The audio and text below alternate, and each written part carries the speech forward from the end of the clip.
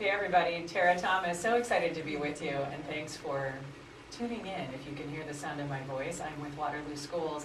A lot to talk about on another cold day, and so much going on in Waterloo Schools that we want to share. So hopefully if you're trapped in your house, not wanting to get out, you will enjoy being educated a little bit more intensely about all things Waterloo Schools. And in this case, a couple topics to cover today. First off, we're going to talk about PBIS. So if you've heard that and what it stands for and need to know more, you'd be like me, because I first heard these four letters and I thought, okay, what does that mean? How does that translate into effective programming for students? So Mindy Fisher is a learning support specialist. She's one of the voices you'll hear on the mic.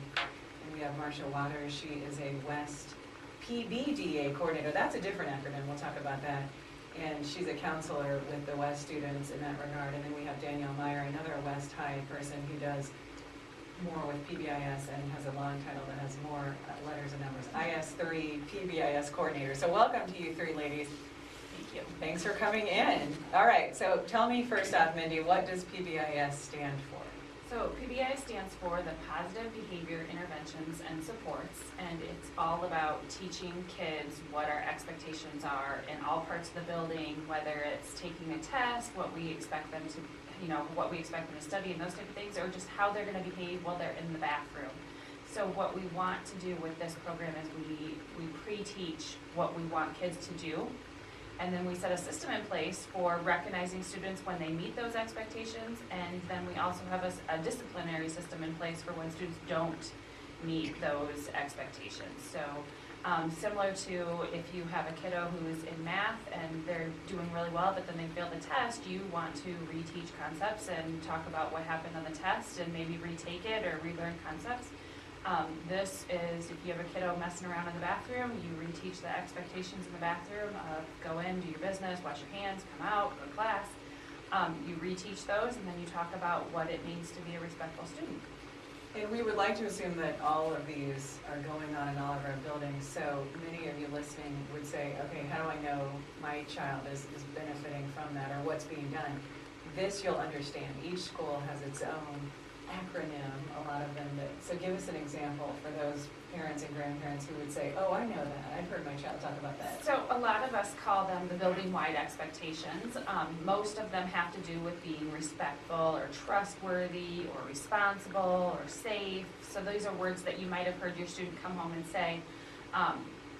For instance, at Cunningham, who's just down the street here, they call themselves the STAR students. So they are safe, trustworthy, A+ attitude, and responsible students. So they always go through that, and oftentimes you'll just hear them being referred to as STAR students. And what about West? What's going on with the high school level? Kids at the high school probably aren't as jazzed about these acronyms, right? No, not exactly. We're kind of in the beginning phases of rolling out the common language, but we definitely have what we call the Wahawk Code, and we are trying to get students to understand that to be a West High Wahawk, you live by the code. And so when they show some of these positive behaviors, we will give them a code card or recognize their behaviors that way. So we're just starting to roll that part out.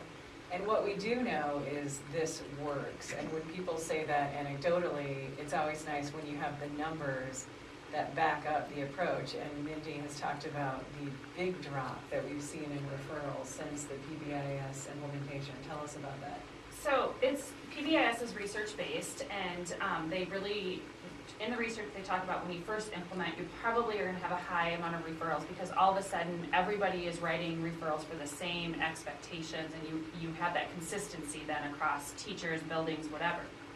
So Waterloo has been implementing for over 10 years in some buildings, and other buildings are newer, like Danielle said. West is a newer building to PBIS. But we as a district have been tracking these referrals for several years. So in the end of the school year, in the 2010-11 school year, we ended with 11,915 referrals. So that's just almost 12,000 referrals, which is more than one referral per student that we have in the district. And that number really isn't a bad number because it's what it is, but recently, at the end of the 2012-13 school year, our referrals dropped to just over 8,000 referrals. So that's less than one referral per student. Danielle and I rode over to the radio station together, and we were talking about the data. Currently, right now, we're at the mid-year point, so we have roughly half the school year completed. As a district, we're only at 3,431 referrals. So if we doubled that, at the end of the school year, we're really hoping that we're gonna be at around 6,800 referrals, which is less than 0.5 referral per student that we have in the district, which is really amazing, and that really says that we are teaching what we want kids to do, and our students are responding to that. Marcia, why do kids need positive reinforcement? What is it about only pointing out the negative that can have an adverse effect on their future behavior? Well, it's not just their future behavior, but also how they see themselves. And so just like adults, we would like to be recognized for the positive things that we do. It has us on a basic level just feeling good about ourselves and wanting to come to school every day. If all I heard all day long was everything that I did wrong, there would not be much for me to enjoy in school. There wouldn't be a real reason that I could maybe see as why I would want to get up and come on a day that it's 30 below and Right. And that happens, those low temps. and I just even think the low self-esteem, you are, what you think you are, and so if that's what I hear all day long, that may be what I end up believing. And so it's needed to encourage students to keep on the right track, to let them know that you're not slipping through the cracks. We do recognize, that you're doing the right thing, and we appreciate that because it contributes to the climate in our building and how the community sees our school district. Absolutely, and what I like about the concept is really having more positives than the one negative. And you even have a rule, Mindy, I think, is it 5 to 1? Is that what we as parents and grandparents and school officials really should think about is let's make sure that the number of positives exceeds all of these negatives that every child from time to time might have. As you mentioned, many kids do get that one referral, but let's have that be the exception. Right, that 5 to 1 number is exactly right. We really would encourage anyone to recognize 5 positives to 1 negative. And the reason why I want you to really think about this is how do you feel when someone says one negative thing to you? Is that what sticks with you, or is it the positives? We as a society, we don't always hear the positives. When someone says nice sweater, we often reply, oh, I got it on sale, or it was really cheap, or whatever. We don't say thanks for the compliment. We just don't recognize those compliments the way we're meant to, which is why we have to hear them so much more to actually take them in and add to our self-worth versus that one negative comment of, oh, you didn't do that right. You were like, that can really stick with you much longer. So the research says at least 5 to 1. Some of our buildings even try to go 7 to 1. And it doesn't correlate to saying, giving compliments necessarily, but actually recognizing when the students are meeting those expectations. Parents can also implement PBIS at home with their students just by teaching those expectations that they want. If you're going to the store and you don't want your kids to destroy your house, tell them, I'm going to the store, I expect when I come home that the house still is intact. And then, if it's not intact, you'll be spending your night cleaning it up. If it is intact, then we're going to have a great night and we're going to watch movies or whatever it is. So I think that parents can also implement it. It doesn't have to be to the extreme that we do it in the school building, but I think this can really help with parents as well. That's a great point, and that's why I wanted to have Mindy, Danielle, and Marcia come on today, because anyone listening to the sound of our voices needs to know how important it is that you as a parent and grandparent are reinforcing that positive behavior, because we do care about what happens when your child leaves the school building, and we want this to be a team approach so that when the child comes in the door, we hope that he or she is getting that positive support at home that we're trying to impart to the students in the Waterloo schools. When you talk about the high school level student, this is to Danielle and Marcia, how is he or she maybe tougher to reach? Because sure, when you're 5 through 10, you're still all about the hugs and the sticker on the paper and the pat on the back. I mean, how do you overcome that sort of, I guess, sometimes indifference that a child who's a little bit more seasoned might project when they're walking down the hall?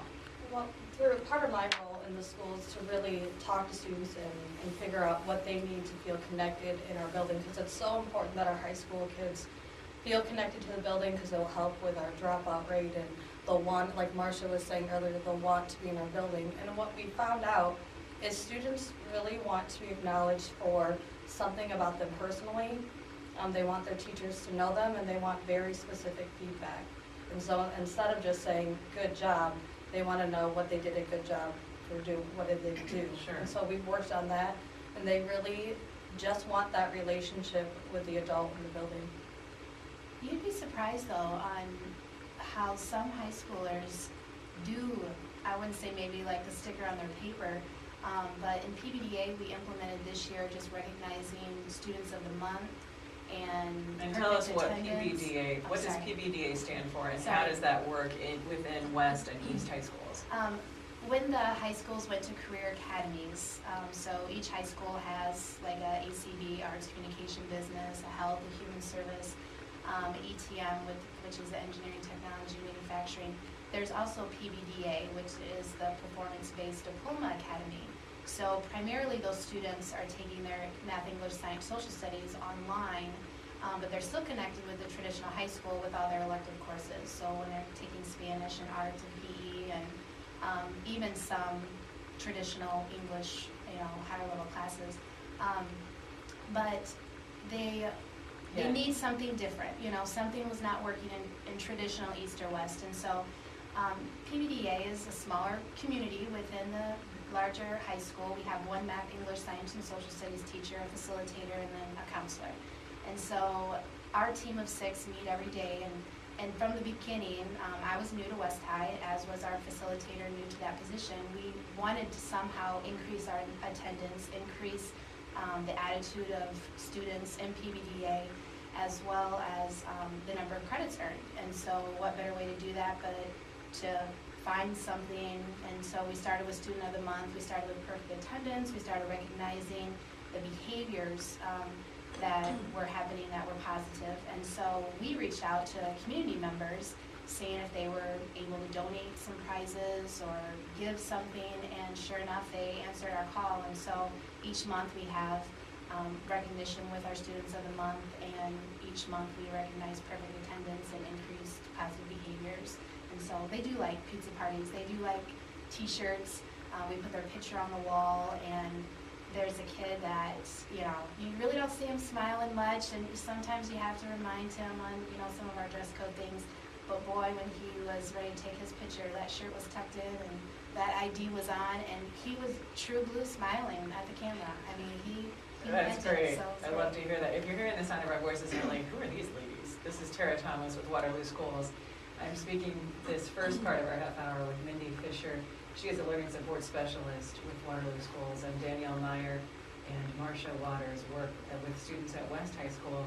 Marcia with the PBDA, that Performance-Based Diploma Academy she was just speaking about, and then Danielle is a coordinator that is really helping to implement what is this positive behavior support network that's going out across our schools, but it's nothing new. I mean, this has been in place for quite a few years, but we're realizing, and the research is showing, that it is working, because what we've been talking about is how it has dropped our number of referrals substantially. Now, Mindy, where do you see this going? I guess, what's the future of this behavior support? Because sometimes you get into, we talked about, she actually presented a presentation about this earlier in the week to the School Improvement Advisory Committee, just to throw another acronym in the mix here for you. And this token economy system was mentioned, where kids are being rewarded with something tangible. Marcia just is speaking to that with the donations. Are we getting to the point where kids are too dependent on every positive behavior resulting in some kind of reward or tangible award? That's one thing that as we are implementing, that newer implementers, really we start with the tangible so that kids can see that direct results and they understand that more. But as we have been implementing, the schools that have been implementing it longer are moving towards more intrinsic rewards. And so one of the other initiatives that we've been doing across the district is the Leader in Me program with the Greater Cedar Valley Alliance. And that program really looks at making kids into leaders depending on their own individual gifts. So if they're really good at art, they're an art leader, and maybe they help with building displays or different things as a reward to meeting expectations in the classroom. It's not because, hey, you're really good at art, I want you to do this, but as they're recognizing those gifts. So it's more of an intrinsic thing.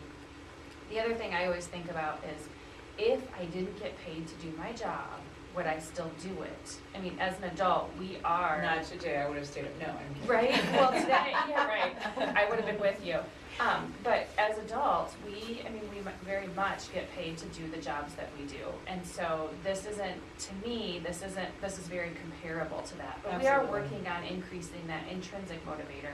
The last thing we want is for a kiddo to do something because they want to get paid for it. That's not why we do things as adults anyway. I mean, we go to the grocery store because we need food. Or we go and take care of the dog because that's the right thing to do as a pet owner. So we're working on making sure that kids are taking advantage of that. So we try to grow the program as we go along. We don't want this to just be about the intrinsic motivator, but at the same time, those extrinsic rewards are nice sometimes, Absolutely, right? and you make an excellent point, because that's one part of what motivates us as adults.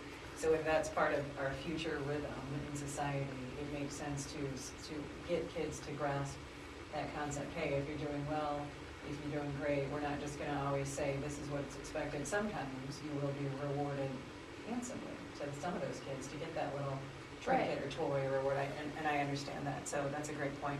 So before I kick it over to our next guest, Cherise Ortman, to talk about all things International Baccalaureate, which is a great, really wonderful program that the schools will be implementing here in the fall, I want to have Marcia and Danielle, who are on the front lines dealing directly with students, as well as Mindy, they all three could speak to this. Give me one example that comes to mind of a student whose behavior has dramatically changed for the better since some of these behavior support systems have been in place. Somebody that comes to mind that might have been that child that would have fallen through the cracks or been that dropout that now you see on track to success. There's a student that came to us with, luckily, systems in place for the middle school because it's a school, or it's a district-wide program, and because of PBIS, he already had what we would call a tier 2 intervention in place, and going from 8th grade to 9th grade is a huge transition, and we were able to take that data of what was working at the middle school and implement it for the student who's now a sophomore and doesn't need those systems, and that 9th grader may have fallen through the cracks had we not had PBIS. I love that. How about you, Marcia? Who comes to mind? And obviously, we're not naming names, but we're talking about personal, real-life experiences that these Waterloo Schools employees have had with your children. Not name dropping.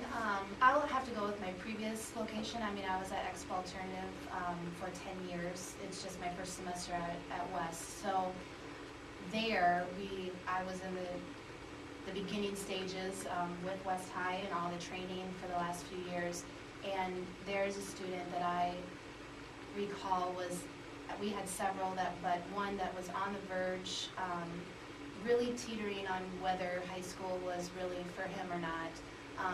But I think with the PBIS, he was able to be recognized for even just some of the smallest things, where I think Expo did a great job in recognizing students and building relationships anyway. PBIS was a bonus, but to be able to implement some incentives for him to keep pushing through, and he graduated. I mean, I don't want to say only for PBIS, but I think just But how having some rewarding more to see that, to motivation. see somebody who will now have a statistically better outcome in his or her future as a result of some interventions that really, as you said, Mindy, have been ongoing and district-wide, but now we're seeing the fruits of the labor, so to speak. And let's end with you, Mindy, on the bullying component, because we have been very proactive as a school district in not just saying, hey, we want bullying to stop, we're going to react to situations and take them seriously.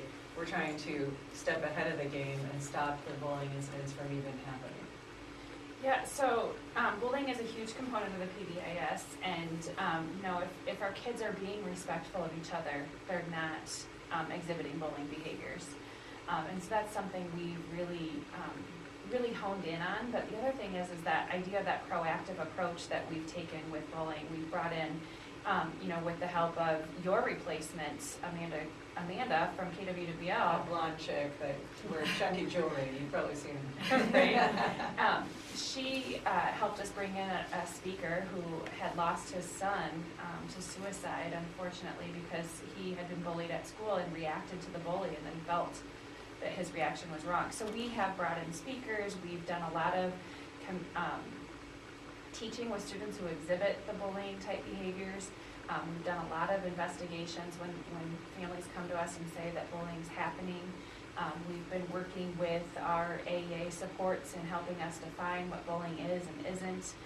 We've all attended, there's a bunch of us, I should say not all, but several of us have attended information and workshops and different things to help us learn about being better investigators into bullying. And I think that we have really worked hard to make sure that our students are having that respect for each other. We're all different. We all come from different homes. We all come from different life experiences, and those are all gifts to us, and that's gifts that we can share. But if we're being made fun of or we're not being treated respectfully, that's really difficult. And so it's another one of our initiatives where we're really focusing in on decreasing our incidences of the bullying. Well, absolutely, and continued success to Mindy Fisher, Danielle Meyer, and Marcia Waters as they work directly with your students to help all of our Waterloo school students, not a single one slip through the cracks, but have a positive outcome and a wonderful, bright future. And after this, we're going to talk with Cherise Ortman about International Baccalaureate, so stay with us.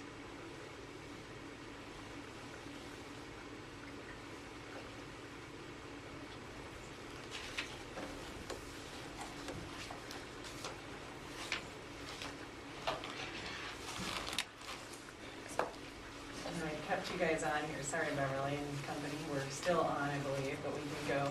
Okay, good.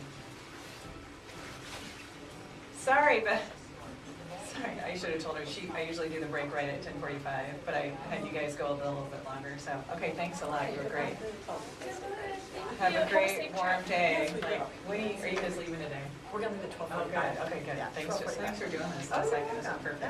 It is So we'll chat.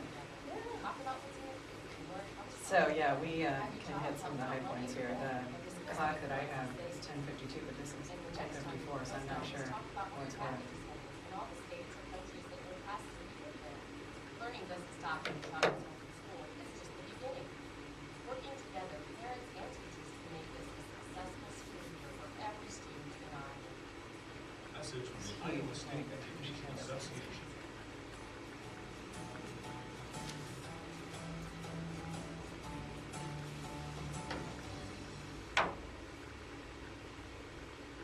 This is Tara Thomas with Waterloo Schools, and thank you for staying with us. Sorry for that dead air interruption. We had to swap out our 3 staff members for one wonderful staff member, Cherise Ortman. She is the International Baccalaureate Coordinator for the district, and many of you may have heard IB talk, International Baccalaureate, and you're like, what is it? What does it mean? So welcome, Cherise. Tell us about it. Hi, Tara. Thanks for inviting me today. One of the initiatives that we have, and another option for advanced programming in the district, is the International Baccalaureate program that will begin next year at East and West High School for juniors. And currently, we have a cohort group of interested sophomore students who have already committed to this opportunity. And what that will be is a comprehensive program where they will take 6 courses within the IB diploma model, as well as a theory of knowledge, and work on extended essay where they're really going to develop those sophisticated writing skills. And they're going to be doing some action, they're going to be doing some creativity action service. And part of that acronym, CAS, there's another one for you, is they're going to be doing some service work and really linking what balances me in life and how do I reflect deeply on it. So it is very much a Socratic approach to learning, which means we reflect on our own thinking over and over and over again. And I'm not impulsive and immediate in the way I think. I think deeply about how I might respond to my learning and how others around me respond to their learning. So again, it is an incredible initiative that Dr. Gary Norris started with our district. It's been about a 3-year process, and we are at the very end of being authorized, approved by our school board, and we are honored to offer another advanced option for our high school seniors, Wonderful. juniors and seniors. And we should mention International Baccalaureate is a world-renowned program. Many families who have come from other parts of the world and the country are familiar with it, so much so that it has already drawn some families to move to the Waterloo schools so their child would have that opportunity to get that IB diploma, which would require that testing. That's the same test that would be judged internationally by students worldwide, who will get that mark of excellence as it is on their admissions application for future schooling beyond high school. But we should say that this, and by the way, I have to plug for Charisse, this is only the second district in the state of Iowa to offer IB. There's one school in Des Moines offering it, but we will be the first district to offer it in terms, as you said, to both high schools. What is it though about IB that is open to all? Because not every child might proceed in terms of doing the testing to get that IB diploma, but the coursework, some of it would be open then to any student. Talk about that. It really is an open access model, and by that, there are pathways in 9th and 10th grade where we will suggest students taking courses to be prepared. The International Baccalaureate Diploma Program has elevated rigor, and with that, we want to make sure that the students who are interested in this opportunity are prepared. Currently, we're looking at supporting the middle school advanced options and opening up the access to any student who is interested in learning, who enjoys learning. Earlier, we talked about that word intrinsically motivated to learn, that I don't want to learn because somebody's telling me to do it, but because I love and I have a passion for my own understanding. I love that. And we have to mention, some of you might recognize the name Charisse Ortman. She has a history with the district. How did you land in this IB spot? Tell us from where you came within Waterloo Schools. Landing, I think it's just a gift. I've been in my own professional pathway where it just became a perfect next step for me. Started off in the Waterloo Schools with the ELL program when camps closed in Eastern Europe at a little school called Elk Run that used to be an elementary. So hello to all the Elk Run people out there. What a wonderful beginning. And then I had the opportunity to go to the University of Northern Iowa, where we started a constructivist program called Freeburg. So hello to all the Freeburg people who are still out there and everything they've done following that program. Came back to the Waterloo Schools and taught ELP at Kingsley and Lowell. What an honor, and the last 2 years was an elite teacher position at Kittrell. Another huge step and just a gift. So when this position opened up, I thought this is a perfect blend of everything I have been prepared for, and what an opportunity for me to promote something that I believe so deeply in. Well, we're so excited that you're taking on this role. I've gotten to know Charisse over the past few months with Waterloo Schools, and I would say she is one of the biggest cheerleaders you'll ever meet for all things Waterloo Schools. So it's very appropriate that now she's at the helm of a program that's going to really take us and many of our students to the next level in terms of the academic offerings and achievement. We have only about a minute left, so what I want to pose to you, Charisse, is to the parent, the grandparent out there who's listening, who may say, at some point I've considered sending my child elsewhere, or what is it about Waterloo Schools that I can be proud of? What do I tell somebody in the freezer aisle of the grocery store when they ask me, well, why do you like Waterloo Schools?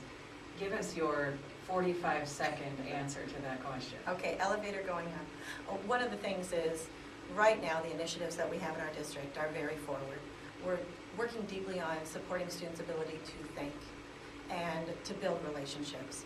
We have those supports started at the elementary, moving into the middle and the high school, and we have a menu of options for the young people in this district. No matter what their interest is, there's something out there for them. No matter what their level of understanding is, there's a support or a program or an opportunity for them. I don't know where else we can have this but right here in our hometown, Waterloo. So well said. Thank you, Charisse Ortman. Check out International Baccalaureate. A lot more to come about it. We thank you for your interest in Waterloo Schools. Have a wonderful day or evening. We'll talk with you soon.